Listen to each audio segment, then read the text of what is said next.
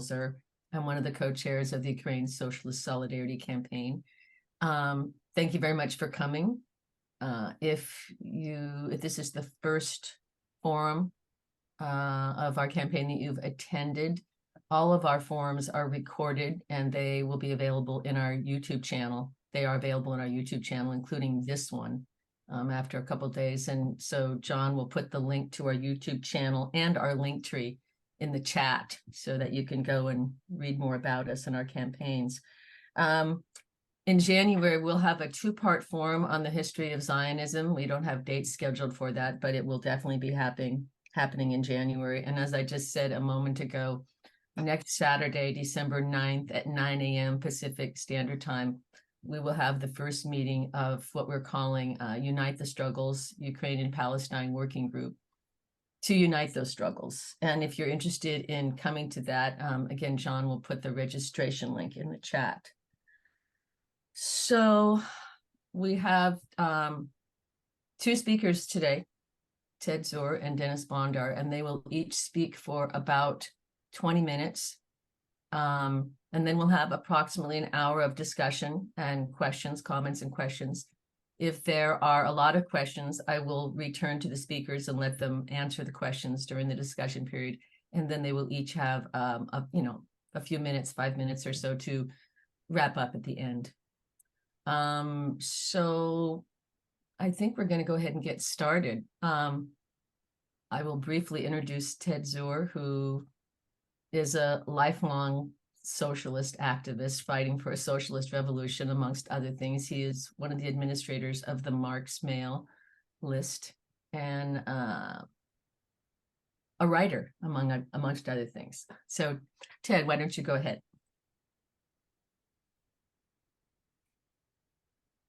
So Denys and I have divided this big topic into two parts, more or less. I'm going to talk about the military situation along the front line and related topics and the geopolitical situation.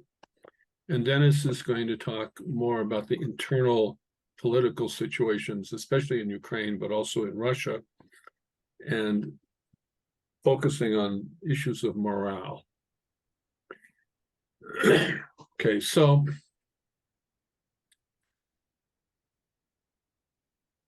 it's obvious from the chat before the formal meeting that October 7th turned the world upside down. And now the media and many, many people on the street, especially on the left, are paying attention to Israel's long war against Palestine and the enormous and genocidal offensive that has followed October 7th. And a lot of the discussion and debate and activism especially has poured into the streets to stop that genocide, which is what the demonstration was about that John was talking about. But the war in Ukraine didn't stop. In fact, it has intensified. Russia has been losing more than 1,000 men a day and enormous amounts of material. Really, in some ways, the fighting on the front lines is the most intense it has been since the battle for Bakhmut in the spring of this year. So let's talk first about the geopolitical situation, and then we'll go to the more details about the military situation. The geopolitical situation now is extremely unpredictable. And in some ways, you could say the center of it is the chaos, political chaos in the United States. The two-party system is losing support. The Republican Party is losing support, and the Democratic Party is hemorrhaging support from young people. From young people. Linda, thank you, Linda. The Democratic Party is hemorrhaging support from young people, and it has lost the support of Arab Americans. And this has thrown a shadow over the 2024 elections, which were already doubtful, particularly in places like the state of Michigan, which is a swing state, in which a very large part of the working class is Islamic, and where you have a Democratic congressperson, Rashid Tlaib, who's been censored by her colleagues for supporting Palestine. I don't want to analyze the elections here, but this is pertinent to the issue of whether or not the United States is going to continue to aid Ukraine and supply it with arms. Within that scenario of a chaotic election scenario, where it looks like the Democrats will take the House back, maybe keep the Senate, but they might lose the White House because of Genocide Joe. But who knows? Really, Trump might not be the Republican candidate. Biden might not be the Democratic candidate. It is chaotic. In the Congress, the Republican Party barely controls a majority. Congress just expelled one Republican, the most infamous one, George Santos. And the Republican leadership of the House said, oh, no, vote for him. And the Republicans split 50-50 for Santos against Santos, which is a bellwether for what's happening in that party, where the Republicans talk about the 5 families, like the mafia, 5 factions. And the Mike Johnson leadership is just as tenuous as Kevin McCarthy's. So Biden has tried to put together a package for military aid to Ukraine, Israel, and Taiwan in one big $100 billion package, which the Senate has supported. But Mike Johnson, the current Speaker of the House, at least for today, has divided this, and he has 2 bills. One bill is for aid to Ukraine, which he now says he supports, but it's tied to U.S. military policy, basically along the Mexican border. So he won't pass one without the other. It's one package. And the other is aid to Israel, which it doesn't really need it, in my opinion, but because they're pulverizing Gaza anyway. But Biden wants to give them a lot more weapons. And that is Johnson has tied that to cutting the budget of the Internal Revenue Service so that rich people can cheat more easily on their taxes. So there's nothing certain about whether the Congress is going to pass aid to Ukraine. These bills are going to come up soon. The Biden administration says if they don't get the money by the end of the year, it's going to affect the flow of aid to Ukraine. That probably isn't true. They actually have money and arms in the pipeline now, and it will last longer than December 31st. But it is still true that by sometime in the beginning of next year, without that money, this aid will begin to dry up from the United States. If you look at the situation in Europe, which we can't look at completely because Europe is a very complicated mosaic, we see that, first of all, Hungary is Putin's bastion of support within the European Union and NATO, and it's blocking the European Union package.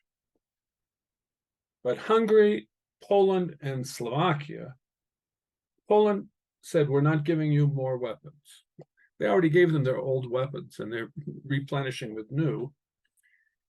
Slovakia is basically in the same boat, and Poland has this blockade of the border, which has been preventing thousands of trucks moving between Poland and Ukraine.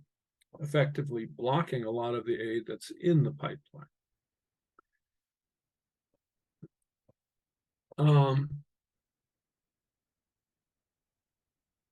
There are big questions about the Middle East and China in relation to this war now. China has gone silent publicly, and the Arabs' efforts to mediate somehow have all disappeared for the moment into their focus on Palestine. So this is the dangerous waters of the geopolitical world in short. And I think we have to add one more point, and then we'll move on to the military front.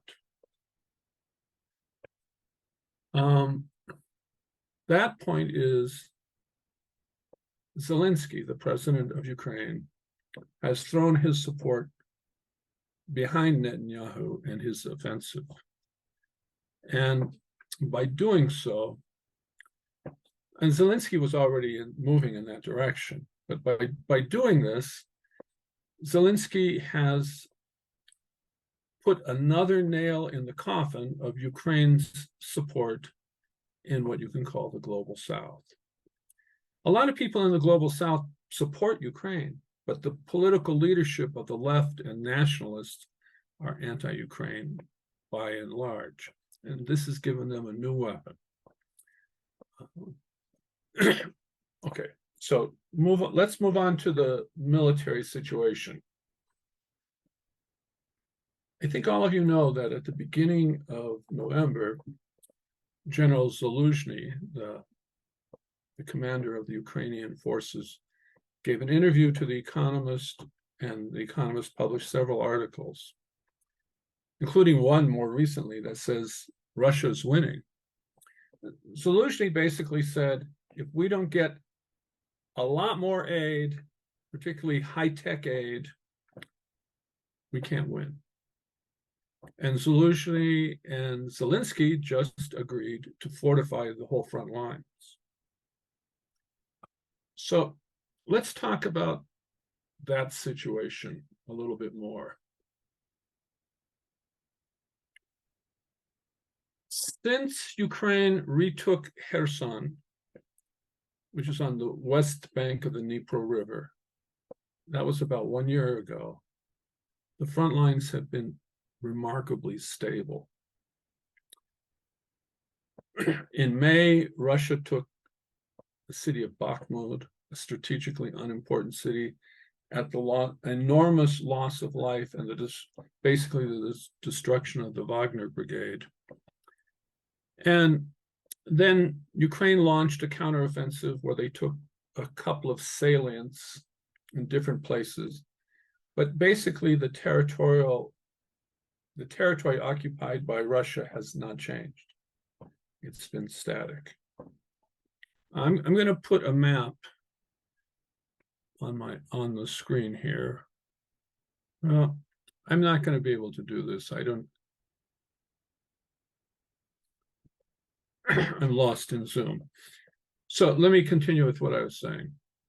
If you look, if you think of the map of Ukraine from the southwestern end of the front on the Dnipro River, there's a curving line that goes northwest, and then it curves, that goes northeast, and then it curves back to the west, to the Russian border.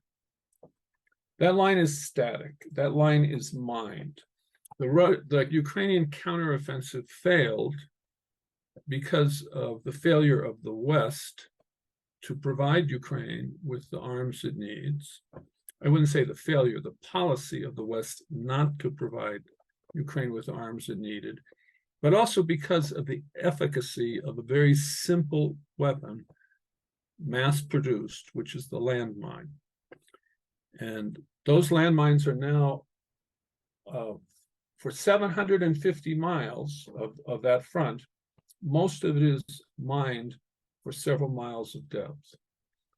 And going through it with demining equipment is very difficult, especially when the Russians have attack helicopters, which can destroy those machines from a distance. And both sides now have mines along most of the borders, and both sides have the capacity to lay mines even if they retreat. So if the Russians retreat, they lay a new minefield. In fact, both sides have the capacity to lay mines from a distance, either using aircraft or drones or artillery. So if one side advances, the other side can lay mines right behind them, and then if they have to retreat, they run over a new minefield. This is the essential technology of the front line. The one area of the front line that is not heavily mined is the east bank of the Dnipro River, where Ukraine has established several beachheads. Probably not more than 1,000 soldiers, Ukrainian soldiers, on that bank, and without any large numbers of armored vehicles or artillery. But it is the one place where Ukraine might be able to break through. But all along the rest of the front line, there's almost no chance of breaking through, particularly now in the winter. The winter has been particularly harsh. There have been major storms that have destroyed some of the Russian defenses around the port of Sevastopol and the Kerch Bridge, and have filled trenches with mud and snow. But despite that, the fighting has intensified.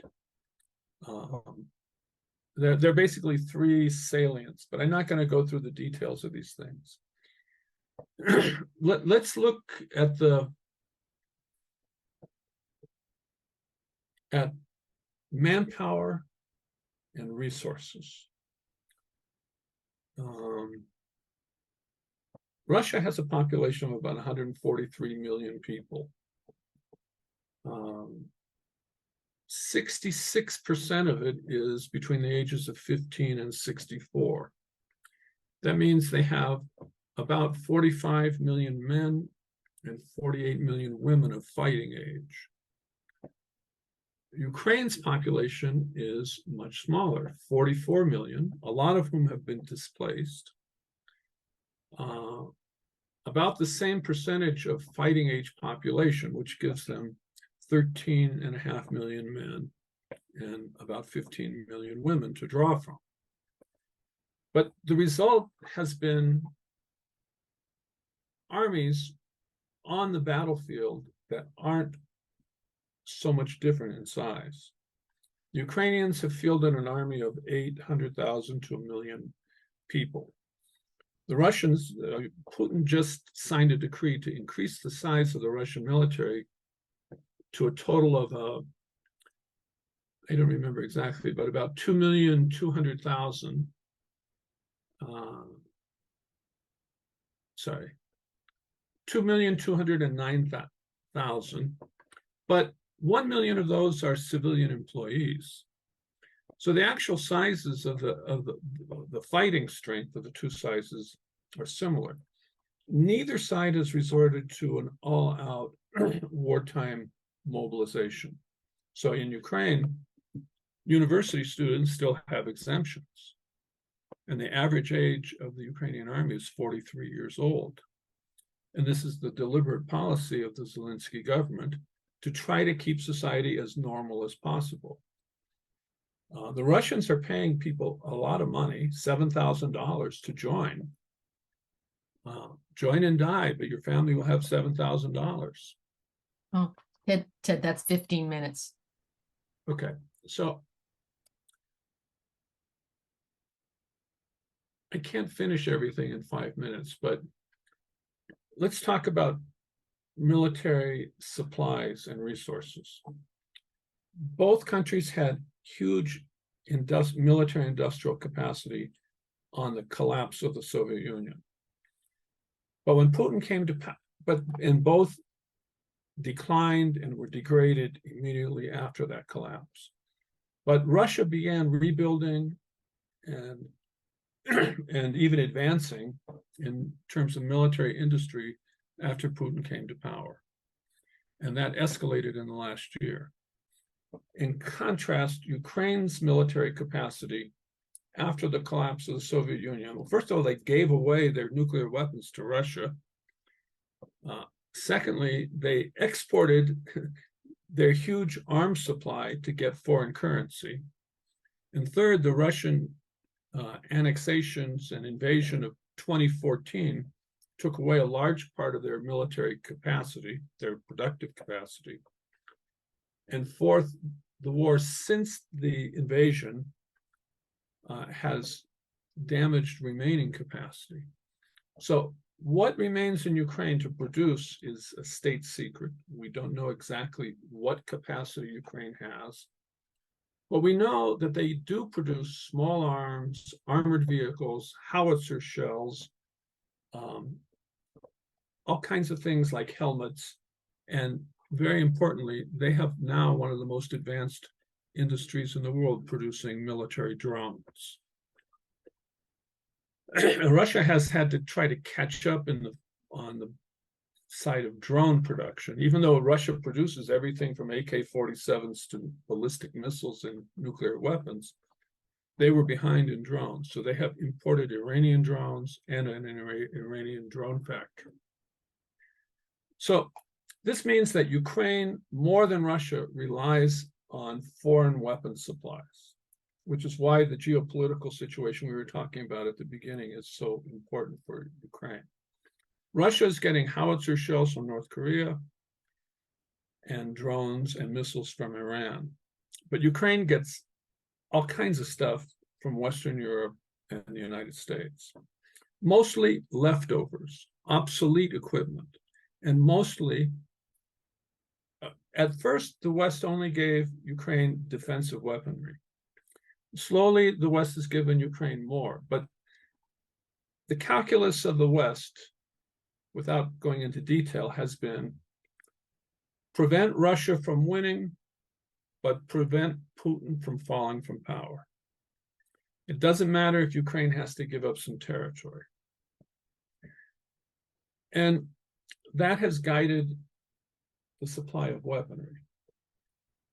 So that now Ukraine, after a long time, they got battle tanks, which are not very useful in the current landmine artillery-dominated war. Ukraine now has 155 millimeter howitzers, artillery, NATO standard howitzers, which are very, very important. It's an area where Ukraine has an advantage over Russia. Russia and Ukraine use the Soviet standard 152 millimeter howitzers, which are shorter range and less accurate than NATO standard artillery. And this means that the Russian artillery has to get closer to the front line to fire and has to fire a lot more shells to get the same effect. So even though the Russians have an advantage in production, the Ukrainians have actually outgunned the Russians on the front lines.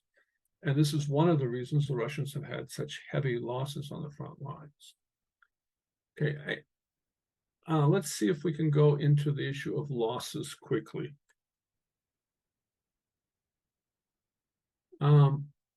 So neither side releases real figures. But the best estimates that I can find are that Russia has lost about 240,000 soldiers killed since the war began. Ukraine says that Russia lost 300,000. That means that Russia probably has had 700 to 900,000 people wounded. A fairly large percentage of those people have had amputations because of the poor Russian frontline medical care. Ukraine, the United States says 70,000 Ukrainian soldiers have been killed and probably 120,000 wounded. The rate of amputations is much smaller than the Russian rate. We don't know the exact material losses, but Ukraine says Russia lost more than 5,000 tanks, 10,000 armored vehicles, 7,000 artillery systems, 300 fixed-wing aircraft, and about 300 helicopters, plus 20 surface ships of the Black Sea ship fleet and 1 submarine. Whereas Ukraine has lost about 5,000 tanks, artillery pieces, armored vehicles, and aircraft together. And that figure is very difficult to verify.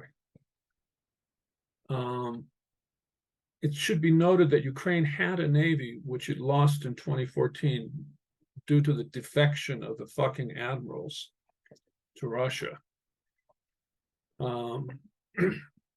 And Russia has an enormous air force, and Ukraine has a very tiny air force. It is being augmented by a small number of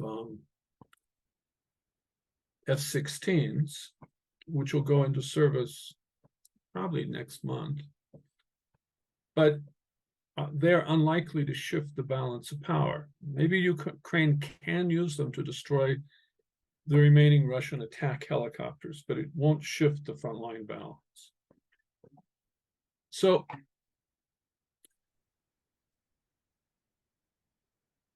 I don't mean to cut you off, but I'm assuming you're wrapping it up just because it's time. Just wanted to let you know. I'm trying to give me 2 more minutes, Cheryl. Okay.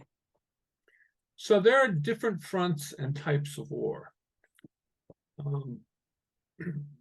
We have to include the long-range air war, where Russia has attacked Ukrainian civilian infrastructure, particularly the power grid, less and less successfully because Ukraine has improved its air defense system with HIMARS and NSAMs from the West, even though they've depleted their Soviet-era S-300s. However, it's notable that despite Zelensky's support to Israel, they have not got Iron Dome technology from Israel or the United States. Ukraine has been able to attack Russian cities and industry with drones, but it's largely symbolic. The most important 2 areas that are related that I want to finish with are the war against supply lines and the partisan warfare and sabotage. And I only have a minute or 2 for this, but these are very important. So Ukraine has focused on destroying Russia's supply lines, especially in Kherson Oblast and to Crimea. What it needs for this is longer range missiles with solid explosive warheads instead of cluster munitions. The United States could easily give this to Ukraine. Maybe they are already. If they do, and if Ukraine can destroy those supply lines, which are basically the Kerch Bridge and railroads and some highways, which Ukraine could easily do if it had the right munitions, the balance of the war would change on the front lines, especially in the Zaporizhia front lines, where most of the heavy fighting has been, because Russia would be deprived of supplies. Despite that, Ukraine has effectively been using sabotage and partisan warfare deeper and deeper into Russia. And I'm just going to mention one recent development, which is the destruction of 2 Russian trains carrying diesel and airplane fuel on the one of the 2 main railroad lines connecting Siberia to Western Russia. One of these was in the Severomayutsky, I don't know if I pronounced that correctly, tunnel, which was the longest tunnel in Russia. It just happened 2 days ago, where a 50-car-long supply train with fuel was blown up in the tunnel. And that is the main supply line bringing equipment and supplies from China and North Korea. And then a couple days later, the auxiliary line from that was also blown up. It's unclear how great the damage is to the rail line, especially the second one, and how long or even if they can be repaired. And there is another rail line, the old Trans-Siberian Railroad, farther south. But nevertheless, this is a big expansion of Ukraine's sabotage and partisan warfare that will affect the war on the resource line. Okay, that's all I had time for. Let's pass the baton to Denys. Okay, all right. Thanks, Ted. So Denys Bondar is Ukrainian. He is an associate professor at the School of Science and Engineering at Tulane University in New Orleans. And he's also a member of Socialny, the Democratic Socialist Organization in Ukraine. So thanks, Denys, and go ahead. Thank you. Thank you for the opportunity to discuss about the current situation, domestic situation in Ukraine and Russia. So let me begin by giving an overview. Then I will show you a recent polls which elaborate some of these points in more final details. It's great to have polls because they give a sort of scientifically accurate picture rather than anecdotal evidence.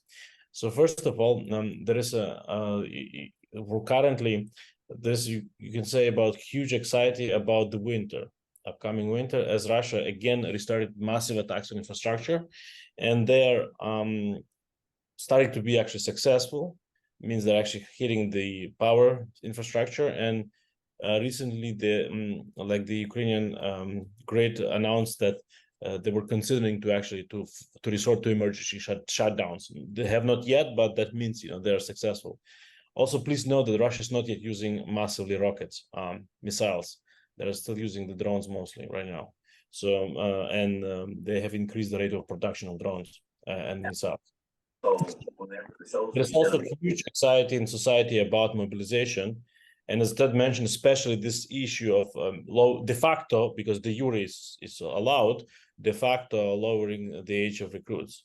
This is a big concern. And, I have plenty of anecdotal evidence from friends, about sort of how, concrete people, when they get drafted, how they actually have a kind of breakdowns and everything, because people are up, so many right in society have friends and relatives that are in the war effort, and so the people don't need to read news to know what's going on. Actually, it's a direct flow of information. Also, there are economic anxieties, as will be shown later in the polls. Needless to say, right, the war is not helping for economy to grow. Now. It's very interesting to note that unlike Ukrainian leadership, everybody, Zelensky, including Zelensky and General Zaluzhny, and lower officials officially basically admitted the failure of the summer offensive. So that's they're trying to be honest with citizens at least. Surprisingly, that opened the space for a vigorous and candid discussions about the future. In general, the future of the war and the future of the country in media. By media, I mean not only like TV, I mean general media. Now, also interestingly enough, despite martial law, which bans all the public gatherings and protests, actually the street politics is back. There are active protests of students, of relatives of mobilized soldiers to demanding more effective rotation system. And there is women protests recently. This today actually took place. Socialny was part of it for against domestic violence and the ratification of the Istanbul Accord. And I would like to emphasize that this is a big difference between Russia and Ukraine. Is that if in one word is basically the ruling class or leadership does not treat Ukrainian citizens as imbeciles. Like they're trying not to too much lie. Let's put this way, more pragmatically. And they tend to respond to social pressure, especially if there is a media outcry. And there were many cases when mobilization, and there was media outcry, and kind of people were punished, officials were punished, etc. So so this is the overview of the situation in Ukraine. Now I would like to go ahead and show you some recent polls which elaborate on some of these points. So first of all, so what's interesting here right now, in all the polls, I'm gonna show you dynamics. It's very interesting to look at the dynamics, not so much the numbers, but the dynamics. So the question was asked: is Ukraine developing in the wrong or right direction? In May 22, so more than a year ago, right, a year and a half ago, only 9% said a rather wrong one. Now there is a significant doubling of the people that believe that the country is going in the wrong direction, right? And nevertheless, there's still a large chunk of them do believe that everything is going in the right direction. Now, this is very interesting. Is it appropriate to criticize the government? Now, vast majority, 70% of population actually say yes, we have to criticize if they're doing something wrong. And unlike in May 2020, where basically only like a quarter of population was willing to criticize the government. So this in a way tells you that the rally behind the flag effect is over, in a way.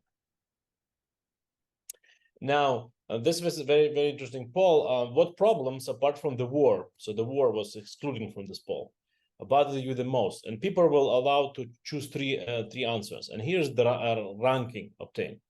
So the corruption was most, say 63% selected corruption. So it's a very big issue. And now the next one is, unsurprisingly, is this like economic grievances, so low salaries and pensions.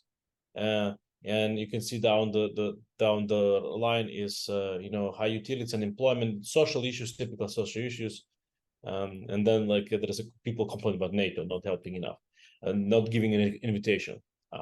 So corruption here is a very interesting thing, because it's actually, even though people were not allowed to, the war was excluded from the poll. Now there is a kind of drive that corruption is as dangerous as Russian army. And so it becomes kind of mixed with this military, the war effort. So the war on corruption is almost like a second front in this war. So this is not surprising that people select corruption in a way as a almost a proxy, not exactly a proxy, but almost a proxy to the war effort. So how is fight with corruption going? Interesting enough, 59 people say that they see some positive development, right? But about the same percentage of population said that more needs to be done. So, and it's usually by media coverage that there is some sort of, the government is trying to do something about this. So clearly some development, and citizens recognize this. Now, this is a very, very interesting plot. I think it's a key plot of my presentation, is trust in institutions. And again, this is a comparison, right? May 2020 versus October. So armed forces of Ukraine, you see, it's the most trustworthy social institution in the country. Like blue color stands for trust. So 95% people trust unconditionally. Basically, up to statistical error, you can say that didn't change. It hasn't changed since the beginning of the war. Now, volunteers organizations are actually or second most trusted actually political institution, social institution, 87%. Now, look at this. This is very interesting. The president, means Zelensky, actually is right now losing the trust of citizens. You can see uptake from up to 22% people say they do not trust president at all. Now, the local governments are not, but the parliament, this is so this is the executive branch of government. That's what it means, actually. Again, significantly lost the trust of the citizens. And per parliament, I mean, not lost, but the collapse of trust, basically. You can see that there's very significant changes in the internal domestic politics. And this is, and another poll, Ukrainians say that, they would like to, actually they would, after the war ends, they would like to change the executive branch of the government and parliament, change the parliament. Nevertheless, the president still remains actually the most trusted figure. His still popular support is pretty high. It's very high. Now, of course, you may think that armed forces being so popular, is it not like some sign of upcoming and parliament losing, losing support? Is it not some signs of maybe, dangerous signs? As I will show you in the next, not this slide, but the next slide, this slide, no, because 88% of the people, right, from October poll says that they still would like, despite the war, they would like to still develop democratic institutions. So the support for the army is again proxy for the security and stability of the country, not for the desire for strong hand. And only 7% say that they would like to limit the freedoms of citizens. So this is a very nice result showing that, there is a still popular demand, genuine portable demand on democracy, which is great. Now, election. Many U.S. politicians, senators actually were pushing on the Republican Party, right? Several were pushing basically for having elections, done to take place in Ukraine as sort of as prescribed by the regular kind of electoral cycles. So according to the martial law, which is enacted in Ukraine, right, the elections are illegal. And the polling actually shows that that 81% of the people, they do not believe that the elections should be held during the war. They should be held only after the war. So this push for elections is not from some politicians in the West. It's not really helpful. It may actually destabilize society. Now let me just show you some polls about what people think, Ukrainians think about the war. So again, this is the poll which is very regularly done. You see from the very beginning, from the May 2022, absolutely periodically currently repeated the same question, whether it's okay to do compromise to achieve peace with Russia. And you see the majority of the answers still basically unchanged, unchanged numbers. Under no circumstances should Ukraine give up any of its territories, even if because of this the war will last longer and there will be threats to preservation of independence. So this is still unchanged, despite this significant changes that we see right now observing in Ukrainian domestic politics. This question is still being answered the same way as it was answered at the beginning of the war. So this is something to be in mind when pushing for, let's Ukraine be realistic, let's give up its territories, right? I mean, this is a very unpopular opinion in Ukraine, and I'll come back more to this at the end. Now, Ukrainian perception of the war. There is a significant number of increase. Again, here's the dynamics is very important.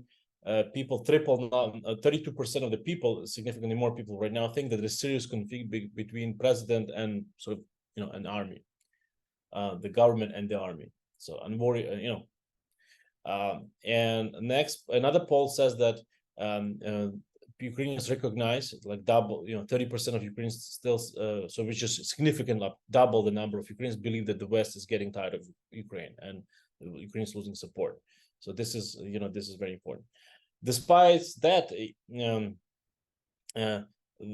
again, 80% of Ukrainians, as I showed you before, believe that authorities, this is actually separate poll. This is a separate poll that Ukrainians believe that authorities are not going to make compromise with Russia. So despite all these recognition from the general population that things are not going great, right? And understanding these geopolitical things that Ted overviewed, there is still, no compromise with Russia. That's the most popular opinion. Now, this says how Ukraine perceived the war, Russian war effort. Now, again, more than double number of people that say that Russia, so it's 49%, it's basically half of population say that Russia, despite the loss, still has a significant stock of resources, money, people, weapons, and no matter how much Ukraine is supported in the world now, this is not enough to end the war on terms acceptable to Ukraine, and Russia will be able to fight for a long time. So this actually tells you that the issue of territorial concessions is no go, but still people recognize that Russia is that the actions that the Russian leadership is taking is actually is successful, as I will be saying next. So this is about Ukraine, a brief overview of Ukraine situation in Ukraine. Now I would like to mention about the situation in Russia very briefly. If you, in one word, fascism continues to steamroll the Russian society. I mean, it's unbelievable. And I would like to draw your attention to this picture, to almost, this cannot get more comical. I mean, it would be comical if it were not tragic, right? This is a recent speech of Putin, which he did via video link on the World Russians People Council. And you can see like he is posting between two icons of Jesus Christ. I mean, this is a regime that is really like, not only undergoing rapid fascization, but also are rapidly becoming conservative, and not a conservative, but like theocratical, right? So I mean, it's as I said, it would have been comical if it were not tragic, right? And again, this there was no dissonance in the in Russian public life about this image. Now, so what's happening in Russia is over the last year is that comprehensive educational reforms being introduced in both low level, like elementary level education, like all the levels of education, including higher education, in a way to prepare for the very long war. And with the West, this is very important to understand, because in the educational system they talk about the eternal fight of Russia against the West. This is not about Ukraine. This is not about Zelensky. This is not about Donbass or whatever. It's about the war with the West, the way it's portrayed to a younger generation of Russians. For example, now in schools, in Russian schools, they introduce high schools, they introduce subjects to how to operate drones, how to manufacture drones and operate drones. So why it's very, we know where is it going. Now, the very recent development that you might have seen is that literally the Russian parliament has banned the internet, so-called, how they phrase this, the international LGBT movement. So there is absolute. So they believe in their, fascist autocratic worldview. They believe that LGBT, they call it LGBT, not LGBTQ plus. So I'm quoting how they phrase this. They believe that this is a kind of a Western conspiracy to corrupt Russian moral values. So they banned this movement. And as this law went into action, immediately there were raids, police raids on suspected gay bars, etc., queer spaces. This is absolutely not. It's not a law against propaganda of LGBT, which was in place for Russia for many years. This is absolutely open war, open basically pogrom on LGBTQ plus people in Russia, right? So it's a homophobia, transphobia, etc. It's basically state law right now. Not only ideology, it's a state law. Interestingly enough, as Ted outlined these estimates of losses, right? They could not be. It's just they're too significant to have no impact. And we see the protest organized by wives of mobilized soldiers, but wait for it, they're calling for demobilization and more effective rotation, right? By no means these protests are calling for any ceasefire, or they're not anti-war. And of course there could be seeds of future anti-war movement, but not in near future, not in the next year. So far, the authorities were able to cope them successfully, more or less successfully, by offering more compensation, more money. And I mean, they don't have none of their demand gets basically met. Means the mobilized soldiers, husbands and sons of the protesters are not getting their, vacations, sort of breaks, but again, these protests are so far more or less successfully kind of co-opted by just offering more money to women. Now, it's interesting enough, and they also passed the law that the Russian soldiers, there will be basically no more demobilization in Russia until the end of the war, and but the former Wagner convicts, right, that joined the Wagner group, actually have been released as their contract, state as it was stated in their contract, And as a result, there is a huge uptake in violent crimes across Russia, but especially regions close to Ukraine, especially those. So this causes, this again, but this is something that, local authorities are very successful at managing, media, etc., because there's no free media in Russia, of course. Now, the kind of the state apparatus is after even right now, it's very interesting, but sort of like regular citizens are still allowed to have their own opinions, private opinions. Right, it's not but if you, for example, if you have in some position of management, right, some director of some theater or something, like this low-level managerial positions, and if you in any case did not support the war, I would like to emphasize, did not support the war, it means like you may not even oppose it, right? So you cannot be neutral. They're after them and they're firing, being prosecuted, etc. Now we have to say honestly that the war mobilization of economy of Russian economy is slow but successful. As a result, Russia is right now has more drones than Ukraine. They're actually, numerically speaking, they're out producing drones, and in part, and it's actually a complicated issue why they do this. Of course, internal mobilization measures are helpful, but also that they have no quarrels about violating, sanctions and legal restrictions and etc. Where actually Ukrainians producer or drones complain that some parts are not accessible, they cannot purchase because they're not allowed. The Western sellers don't want them to be used in the war effort. So this is very interesting, interesting things. You cannot understate I was very personally angry. I have been very angry for a long time for the coverage of Russian war machine in media, in Western media, because all Russians are incompetent, etc., clowns and all. No, this was not true. This is not what my friends who are in the front lines have been telling me. Yes, they're slow to adapt, but they're adapting. They're slow, they're corrupt. That's all true, but they are doing it. They're slowly doing it. And right now we have, as a result, even Western, experts say that this is, that the Russian production facility are able to produce 3 times more missiles than before the war. 3 times more. We'll probably see these missiles in action very soon as they continue their raid on Ukrainian infrastructure. Again, the second thing I was very angry about the media coverage was this: if the Russia has to go to North Korea for artillery shells, that's actually that's weakness side of it. No, it's not. Let me just tell you one number.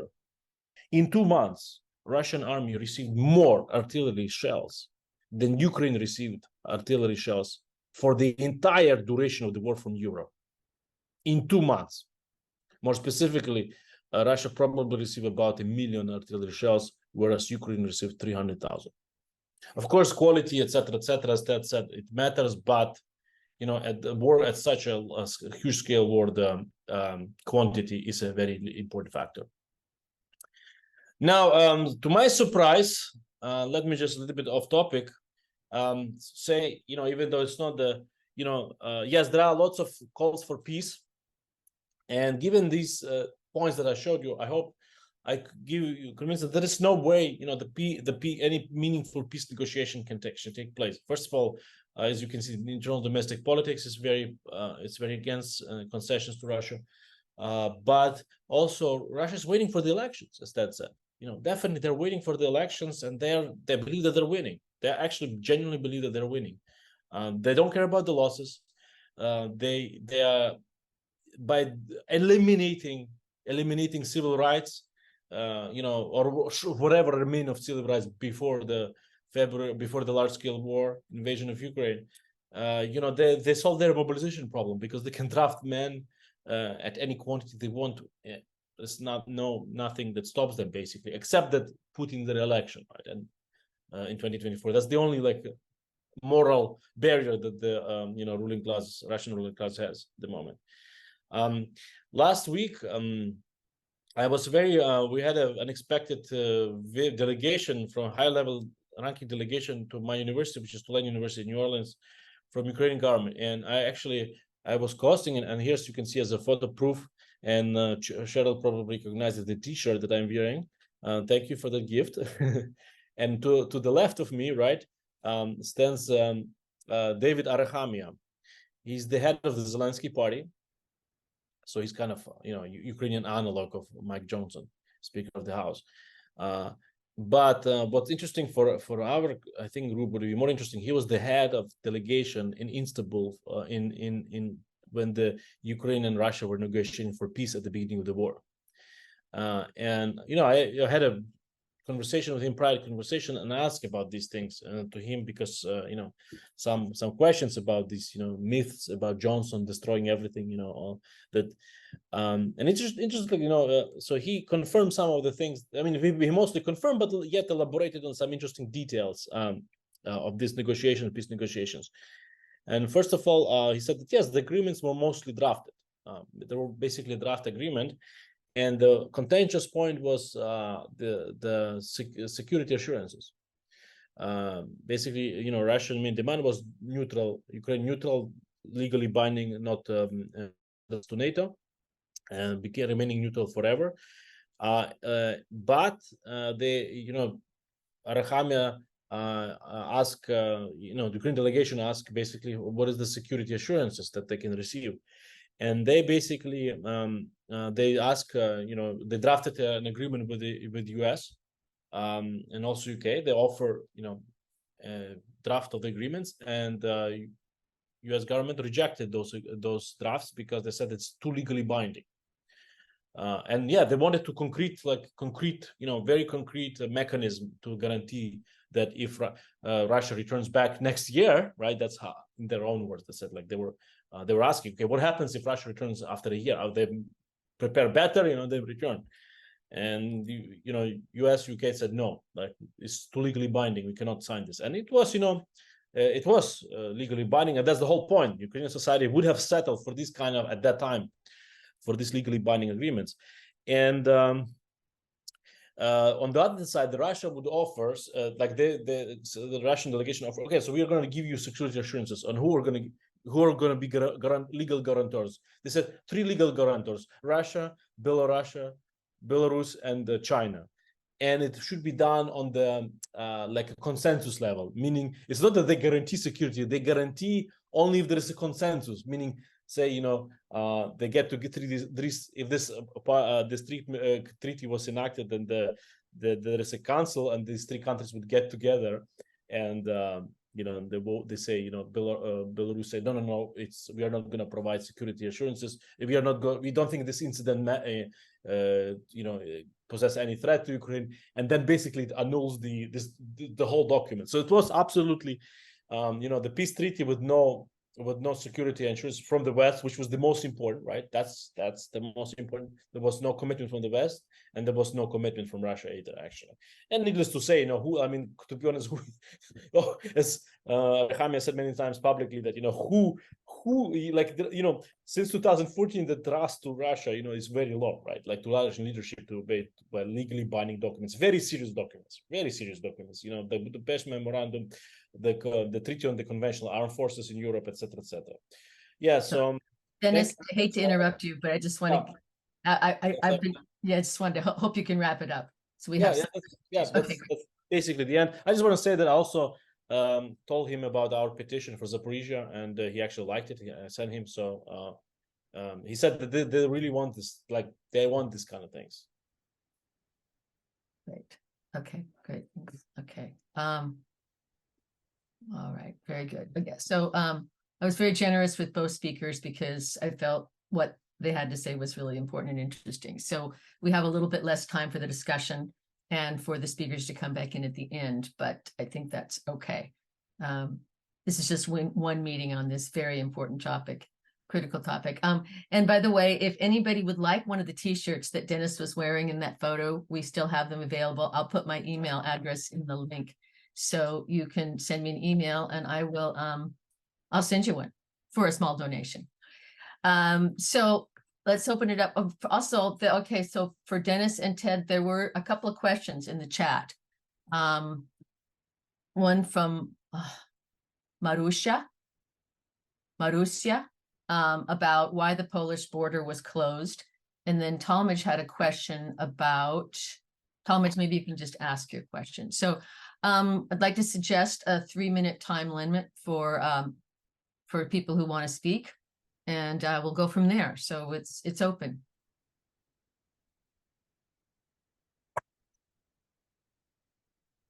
Okay, Carol, Talmadge. do you want us to answer those questions now? Or do you want Yeah, to- go ahead. Yeah, go ahead and answer them, but please be brief. Answer them quickly. Yes. The Polish border was not closed by the Polish government. It was closed by protesters who are supposedly truckers and farmers protesting Ukrainian exports. However, a lot of people see the hand of pro-Putin politicians in this. I'll leave it at that. Okay. Talmadge, go ahead. Yeah, I just thanks, Ted. I understood that protests were primarily because of the grain price increases in Poland, and that's why the farmers were upset about the fact that they felt Ukrainian grain shipments were undercutting their prices they were getting. The 2 questions I put in the chat here, one was related to Denys's polling, where they talked about the collapse in, is there a collapse in the trust of the political institutions in Ukraine? It seems pretty obvious from the polling that it's not as good as it was before the war. And maybe you can talk about how that's interconnected with the fight against corruption. There seems to be a bit of a contradictory element to that. And the second was within Russia, how do the political movements within Russia really reflect demographic shifts? Because clearly a lot of young people in Russia, from what I understand, are rejecting Putinism. And that this base of support is mostly people over 60, not unlike the base of support for Trump supporters in the United States. So maybe Denys, or you could kind of address some of the questions. Go ahead, and you're muted. Linda.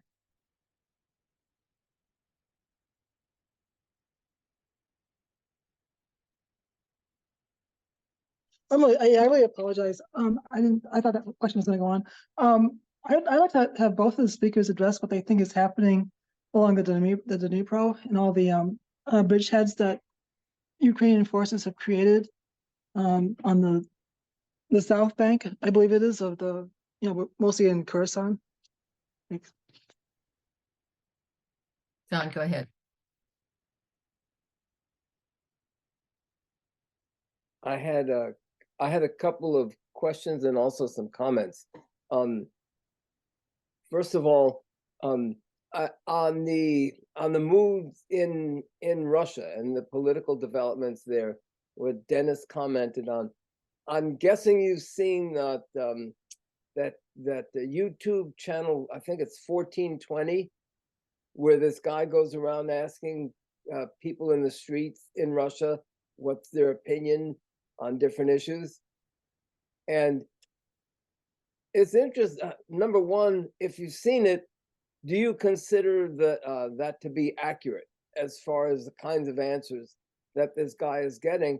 And also, it does show, I mean, if this was truly a fascist dictatorship, there's at least some limited amount of individual freedom of speech on an individual basis there. But overall, it seems to me what's happening in Russia is, it's just a classic example of traditionalism and return to feudal traditions. And in some ways, it's not all that different from what Hamas stands for. On Ukraine, I saw, Zelensky's suffered a disastrous decline in support, down to 76%. I mean, Biden would kill for getting that kind of support. In fact, I'll bet Zelensky's support is higher than most other countries.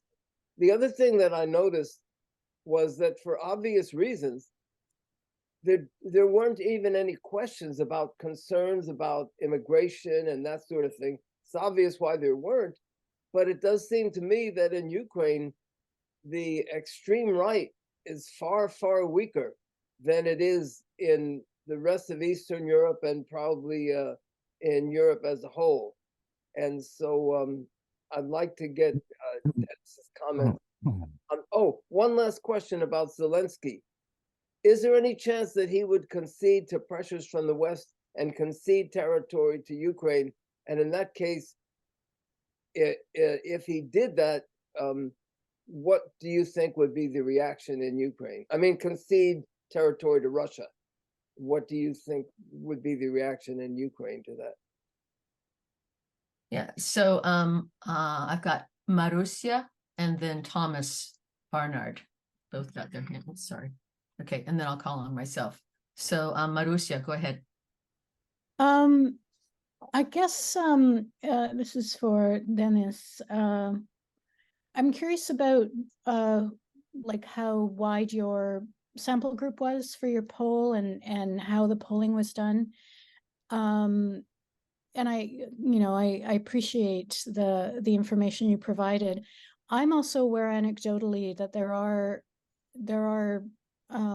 people on the left and feminists on the left who oppose arming Ukraine and want the country and want the world to be talking more about boycott, divestment, sanctions in the same way that we talk about that in relation to Palestine. I guess I'm wondering how monolithic this incredibly pro-war,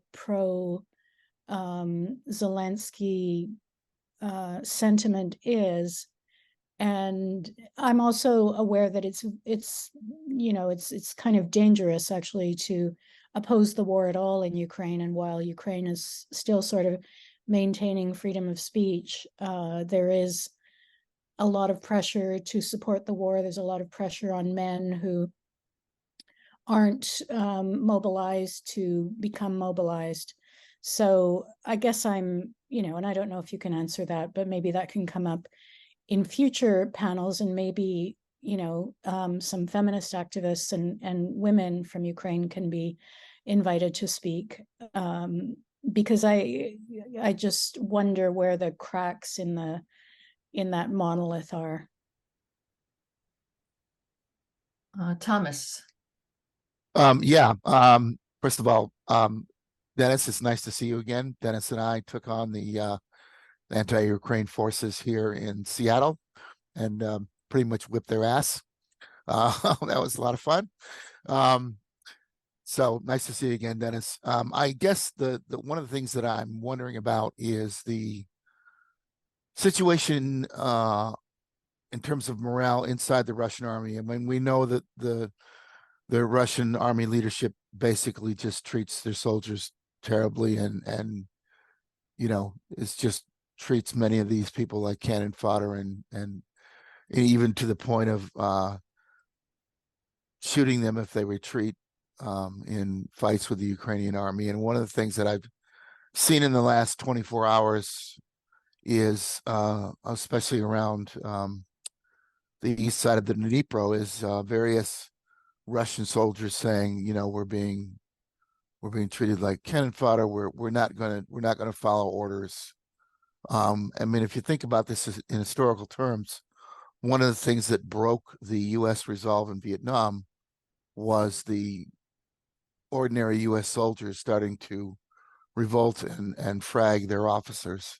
And I'm wondering if there's any sort of possibility that the Russian army itself could begin to crumble just based on their not wanting to be, I mean, the situation in Avdiivka, the situation in the Dnipro, where the Russians repeatedly try to advance and are repeatedly destroyed by Ukrainian forces. And I'm wondering what the overall effect on the Russian army is going to be. Thank you. Okay, I'm going to call on myself, and then I will return to Denys and Ted to answer the questions that have just come up. First off, I just want to say something about the political prisoners in Russia, people who've resisted and been against the war. in particular, the young woman Sasha, who was imprisoned for 7 years recently for changing the price signs in stores. She was just one of many who did that. I don't know. I mean, because of what Denys described as, I mean, there is absolutely no opportunity to dissent in Russia at this moment. There are no civil rights. So I'm guessing that the wave of protests that came through at the beginning or for the first year of the war is gone now, and that those people have been imprisoned, have left the country, or been silenced. But I would be interested in knowing any more about that if there is anything to report about it. The other question is about the fact that my understanding is that most of the people who are being forced into conscription or going into the army in Russia are ethnic minorities who have always been abused and oppressed by the Russian government. And it would be really interesting to know more about what is happening in those areas. I don't know myself. That's another issue. The other last thing for me is it's been very, very painful since October 7th to see that, with rare exception, I can only comment here in the United States, maybe it's a little different in Europe, that the protests against the Israeli genocide in Gaza, those protests, you don't see Ukrainian flags and you don't see signs for solidarity with Ukraine, with rare exception. And of course, that's why we're having the meeting next Saturday, to try to do something about that. But the vast majority of the pro-Palestinian left does not support Ukraine's right for self-determination, sees it as a proxy war. And that is a really serious problem that we all have to contend with and try to do something about and alter it. So, okay. Ted and Denys, do you want to come back in and address any of the questions that were raised? Yes, can I go first? Because unfortunately after that I have to leave. I apologize. Okay. So yeah, so first this YouTube channel 1412. Yes, I think it's pretty accurate. I think it's, it's obviously better to ask this question to Ilya Butreskis, right, another friend of the house, but I think it's pretty accurate. I mean, this is why it's hard to judge any pollings, from Russia, even though it's being conducted. Even Ukrainian actually research agency conduct polls in Russia. Like they try to devise strategy to put us. So there's, so it's yes, there's, they see the split, generational split, but clearly the support of the war has a very strong generational split, right? The younger people mostly do not support, older people do support, but the thing is that once you literally, it's like, this movement in the group called White Roses in Munich, in fascist Germany, actually, where students in Munich Technical University, they actually have Sophia Scholz was the leader of this student. She was a student, and they were publishing these leaflets about, like, I am your consciousness, we know what's happening, etc., etc. It's of course there were very good people in Germany. In fact, there were like conducted polls, right, especially in the area sector regulated by American forces. They immediately after the armed forces, like actually pollsters came and studied actually societies, and we have polls where in towns where there were concentration camps, it's exactly the same numbers as in Russia. 70% of people, oh no, I don't know what's happening, I don't care, I was living my life, but there is always like a 10-20% where no, we know what was happening, but these people have there's no way for them to organize. The same thing in Russia. There's no way, no even shred of civil liberties left, and there's nothing you can build on, right? And this is hard. This is very hard. So, yes, about Marusia's question about the validity of the polls. I mean, these polls are very valid, as valid as it can be, right? So first of all, as you can see in my slide, I have an actual link where you can read the report. They state their methodology. They do representative polling. Some of them are actually in person. Some of them are phone interviews. I mean, each one has different methodology, done at different times, slightly different questions. So this is why, I would say, personally, I would say this. You should not 100% trust to one poll, right? But the fact that those were I actually showed you about 10 polls combined. So this gives you a picture. This gives you a very strong picture. Moreover, these polls are actually, this Kyiv Institute, International Institute for Sociology, is very respected in general. And for example, EU, etc., other Western organizations, they even hire them to do the polling about the situation in Ukraine, private polling. So that tells you that they have to do a reasonably good job, right? Yes, and they try to do methodology like to correct for the migration, etc. So I think it's pretty. Ukraine is a large country, right? There is still, according to the polls, there is still like 1% of people who actually support Putin. 1% of Ukraine still support war in Ukraine. Putin's war in Ukraine, right? That openly say that they support, and 1% in a 30 million country, this is a big number, right? So you have all kind of opinions. So this is why polling, I think, is very important, because it gives you more statistic, not just anecdotal evidence. The same also applies for channel like 1412, right, John? Polling gives you more of a representative sampling. And now. I think there was a question from Thomas about this, right? About morale. Yeah, Russian morale is not high, to put it mildly, but it doesn't really matter, because what happens, two things.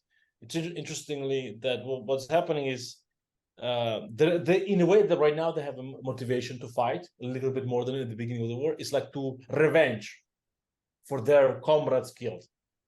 So they have this revenge is definitely one of the motivation that they have, in addition to this usual Ukraine does not exist, etc. It's all Russians, corrupted by Americans, official basically ideology. They have this revenge. But the second, the way the way Russian army structure right now, the personnel problem, how it is resolved, is right. The front, the very front assault is done by convicts. Even though the Wagner is gone, but convicts is still being utilized. And then there's more professional troops. And behind all of them stands like the punitive guards, basically, that will shoot anybody who tries to retreat. So it's the fact, and the punishments are in Russia are extreme for disobeying orders. They basically put you in a ditch, open ditch in the winter, like not even a prison or anything. Just they dug a pit and they put the soldiers there. It's a very cruel punishment. Keep soldiers for that up to a week actually in a ditch. So so it's this systematic cruelty that Putin is exerting is starting to pay its price. Like it's bringing its benefits basically, right? Systematic cruelty on both on the legal side, right, like shredding the civil rights to zero, and developing a very sophisticated system of punishments in the army and in society. Now everything, like not only you cannot call the war, right? You get 15 years of jail, but there's just you cannot do anything. So this is why it's these protests. Even the women, soldier wives and mothers of soldiers, mobilized soldiers in Russia. The protests are happening. How they're happening? They're not happening. As you would imagine, they usually they show up to already authorized protests, or like they let them protest in a building, like a room. They give a room in the building where they can go together. So even they cannot even get together in open space. Can you imagine? Like it's insane.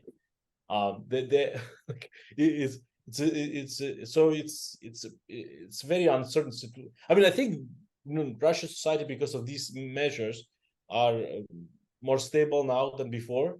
But again, I urge you to invite Ilya Butrayskis to elaborate on this more.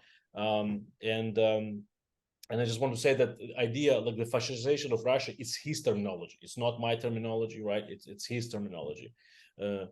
This Joe just will say, Ilya, why Ilya is here? Because he relies on the day two, after participating in these protests, anti-war protests at the beginning of the war in February.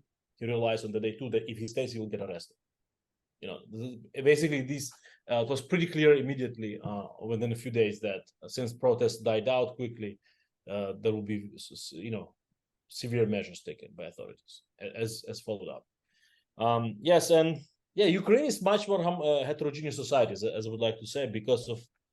So by talking to Arkham was interesting. The way he presented himself to these local politicians in Louisiana, we had like a couple of business leaders and local politicians in the meeting, and you can clearly see that they're reading the same polls that I showed you today. You can clearly see that their decisions they're reading the same data that I was showing you today. And in that respect, so territorial concessions are absolute no-go. And the only thing I can say is basically, you can have different, you can have frozen, so the question is that when you talk about territorial concessions, like on a constitution, like as a concession for in constitution, etc., or like frozen conflict will be much more well received in Ukraine, but everybody knows it's temporarily measured, right? Russia will come back because they're not fighting with Ukraine, right? They're not fighting with Ukraine. This is a genocidal war, and this is why basically I would not call what happened in Ukraine is pro-war sentiment, right? Because we've seen what happened in Bucha, in Izum, etc. This is a genocidal war. This is like the war, and Russian leadership has been very open about the intent, what they're going to do if they occupy the territory. So people want peace in Ukraine, but they understand that the peace will come only through deterrence, through force. That's what's happening. Sorry for this long answer. Okay. Denys, did you say that you needed to leave?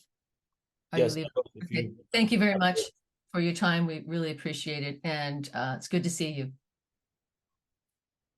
Okay. So, and also I just wanted to shout out to Thomas Barnard. I'm sorry I didn't recognize you until you came on the screen, because I remember you well from let's call it the battle in Seattle over Ukraine. The debate in DSA, that's what Thomas was referring to. There was a debate in the Seattle DSA where Tom and Denys spoke very, very strongly that DSA should support Ukraine's right to resist. They won all the arguments but lost the war, I guess we could say. Well, I mean, the nice thing is that we did so well that the other side actually refused to put the tape on the public on our public site for weeks because they said we were unfair and biased and this, that, and the other thing. So I guess that pretty much it didn't do them, and they had to do it in the end, but pretty much told you which side won right there. Well, the resolution was withdrawn. It was never voted on, right? Right, that's correct. DSA nationally voted, opposed support to Ukraine at their convention. So anyhow, okay, all right. So Ted's got his hand raised. I do not see any other hands raised. Are there other people that would like to speak? I don't see anybody else in the queue. So Ted, go ahead. Should I make my closing remarks and also address the questions? Sure, go ahead. So Linda asked about the Dnipro bridgeheads, and the left bank, or the southeastern bank, is what she's talking about. So Ukraine has, at this moment, I believe, 4 bridgeheads on the left bank. And those bridgeheads are all small and basically infantry. A few hundred in each, probably not more than 1,000 soldiers in total. And those bridgeheads have expanded, and they have been protected by artillery from the west, Ukrainian artillery from the West Bank. But they can't really advance beyond the bridgeheads or expand unless they can supply them. And that means they will need to build pontoon bridges across the river. And the pontoon bridges can be blown up by Russian aircraft, especially using gliding bombs. So the Russian aircraft don't have to come within range of Ukrainian air defenses in Kherson City. So the Ukrainians have shown ability to expand them, but they have to solve that basic problem of building and defending pontoon bridges across the river. And then if they can do that, they can bring artillery and armored vehicles across and supplies for more infantry. And I personally speculate, but I can't answer, that what the F-16s will be used for when they go into action, probably next month, will be to protect those bridgeheads so they can try to do that. But that's a guess. I don't know. Okay, and as far as other things, I think Russia has become more and more dictatorial. What little democratic rights and freedoms there were have been clamped down on, and in many, many ways, not just the banning of LGBTQ plus, much more.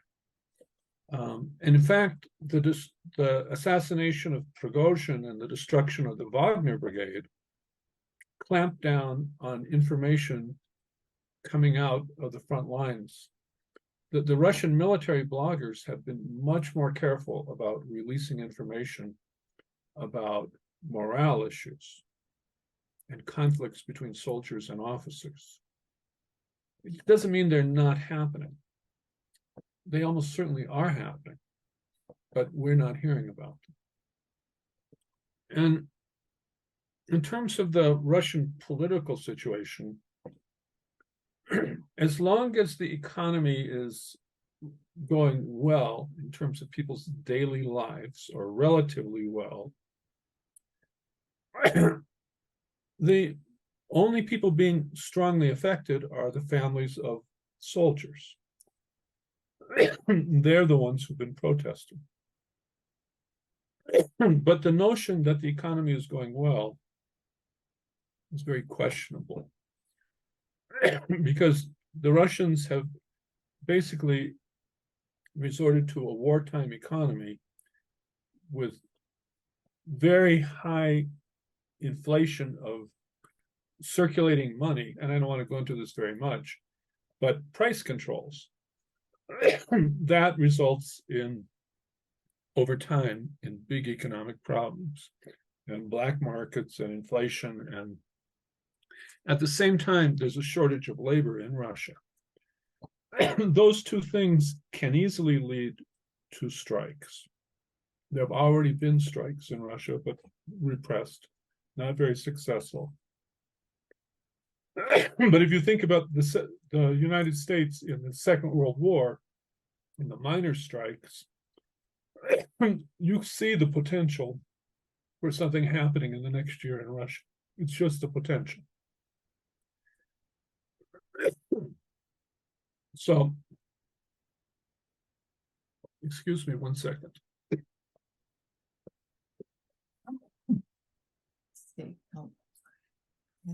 Someone wanted to say, Talmadge, go ahead. Well, Ted is, go ahead. You got to unmute yourself. Yeah, I just wanted to add a bit to what Ted's saying. I think in terms of the Ukraine military front in the south, I think one of the interesting developments is the complete decimation of Russian defenses along the Crimean coast because of the recent blizzard that just happened. They've lost most of their trench networks and their fortified positions within about, I could say, about maybe 100 yards of the coast, which they spend a lot of time and effort to reinforce. And the second is that, I put this in the chat, they just lost one of their major generals that runs the Southern Command in Crimea because he retreated over their own minefield. One of the things the Russians are good at, yeah, they can plant mines that have been taken away, but when they replant them, they don't have a map of where they are. So what we're seeing is in the area south of the Dnipro River, as the Russians retreat from Ukrainian advances, they're running over their own minefields and killing massive numbers of their own troops, and their APCs are being destroyed because a lot of it's in a chaotic situation. And I think one of the things that speaks to what Ted was saying, the kind of rupture between the command structure and the actual people on the ground is quite severe. So the messages are not even getting through at multiple levels about where airstrikes are happening, which are at random along that coast. They're not even targeted airstrikes. And so I think what we're seeing is a deterioration within the Russian military of its ability to actually conduct even limited offensives. And so, yeah, the Ukrainians are in a bad situation, but the Russians are in a much worse situation in terms of not just losing troops, but losing strategic and tactical maneuvers that are increasingly almost impossible to do because of their own efforts, not because of Ukraine, but because of their own chaotic efforts around mining and fortifications, et cetera. So I just wanted to bring that up because I think we haven't talked about it, but it's something that's occurring very visibly in Crimea, in that area north of that area. So I would say keep looking there. The last point I'm going to make is I think many people don't know about military tactics called fixing the enemy in place. And I think it's important to realize that a lot of the battles that are occurring are fixation battles. They're not about accomplishing or conquering territory. They're about fixing troops in one spot so you can focus elsewhere. That's really all I want to say. Okay, so I'm kind of torn here. Linda's got her hand raised. But Let Linda speak and then Okay. I'll finish my okay, remarks. okay, Linda, go ahead. Oh, hi. Hi. I wanted to respond to this thing about feminists in Ukraine being against the war. They're not pro-war, they're pro-defense, and they're anti-rape centers and torture being carried on by the Russian army. And I was trying to look through YouTube to find some videos to recommend. I've heard some of these forums with feminists from Ukraine and Russia speaking about the war crimes being committed by Russia. But if you go to like the Davis Center, they seem to have some videos. I haven't looked at any of them. I don't know what they say, but they're Ukrainian women and feminists talking about the war. And all you got to do is just Google not Google, but search the YouTube videos for Ukrainian feminists talk about Russian war or something like that, and you'll find these things that are by actual Russian and Ukrainian women. But that's all I have to say. Yeah, I think Marusha has left the meeting, but Yeah, I figured you'd comment but that. that's okay. We'll be in touch with. But I mean, it's good to remind everybody of what's Yeah, of course, absolutely. Yeah, okay, go ahead, Ted. Okay, so I think the war is not about to end. I don't think Zelensky politically has the room to make a deal, even if he wanted to make a deal. And there's no evidence that Putin wants to make any kind of deal now either. So given that situation, Russia has become a pressure cooker. And in dictatorships, like Talmadge was talking about in the chat, when you can't protest and there's no escape valve, you have explosive developments, like the recent Iranian revolutionary developments led by women. So the potential for explosive developments in Russia, particularly if the economy turns bad one way or another, is much bigger than the potential for something similar in Ukraine. Because in Ukraine, there's room for protest. There is more freedom of expression. So we can't count on that. We can't say it's going to happen. In 1916, in December 1916, Lenin said, "We won't live to see the Russian Revolution." He was wrong. But nevertheless, those things are a potential. I agree with what Linda said about, and Cheryl also about and Dennis said this too.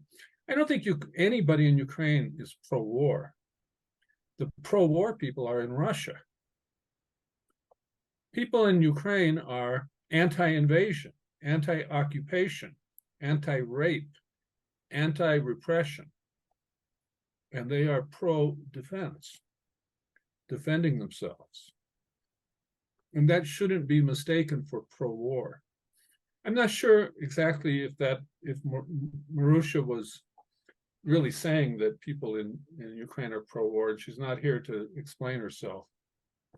But I think she did have a good idea, which is we should have a forum on Ukrainian feminism and invite women speakers from Ukraine. I think that's a great idea. Okay, so let me just finish what I have to say here. I don't think Ukraine is losing the war. Ukraine has been winning, but not on track to win. And Ukraine can't win the war unless there are revolutionary developments in Russia or Ukraine gets the weaponry it needs from the West. I don't see any other possibility in the short or medium term. So what can we do? We can stay the course. We have to do everything we can to pressure the governments of the West to give arms to Ukraine with no strings attached. We have to continue to educate people, and we have to continue to fight against people who lie and say Ukraine is Nazi or all of these other things. Wouldn't a ceasefire be much better? People will stop dying. We have to continue that struggle. And now we have to take that struggle into the movement in solidarity with Palestine. And I think this is the immediate thing we have to do. There is a mass movement against occupation, against the occupation of Palestine by Israel. It is really the same struggle as the struggle of Ukrainians against the occupation of Ukraine by Russia. Russian imperialism and US-Israeli imperialism are two beasts of the same type. And it is really the same struggle. So that's what we need to do with this movement, is take this issue into the Palestinian solidarity movement right now. Go out and protest for a ceasefire, for an end to US support for Israel, and for uniting the two struggles. And I'm done.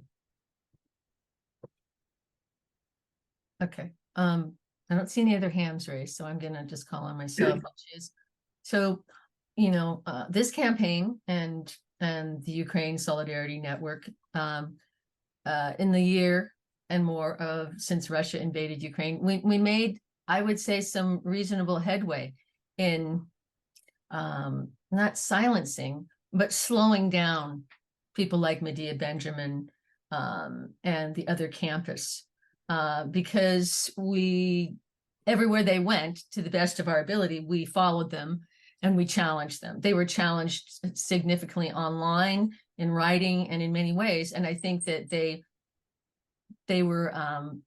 lost some steam, so to speak, because they were discredited. But October 7th absolutely strengthened their hand, and many of the people who, I mean, PSL, Code Pink, others they are on the leadership of the movement in solidarity with Palestine. So I just don't think that the challenge that we face, and any other activists that stand with Ukraine like we do, the challenge is significant to continue to demand and raise the question of international working class solidarity, because it's not just Palestine, as we all know. It's Syria, it's Burma, it's Iran, it's more. So the meeting that we're having next Saturday is to not just to begin to have that discussion, but actually start to take actions.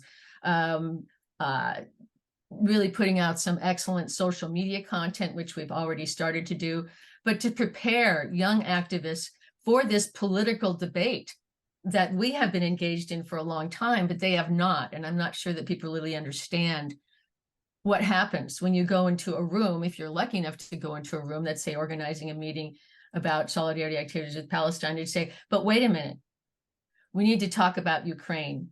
And then it's also a struggle against imperialism and colonization. And people go, no, you know. So I just want to emphasize it's not that simple. And John just put the registration link in the chat about that. So it's a really big deal.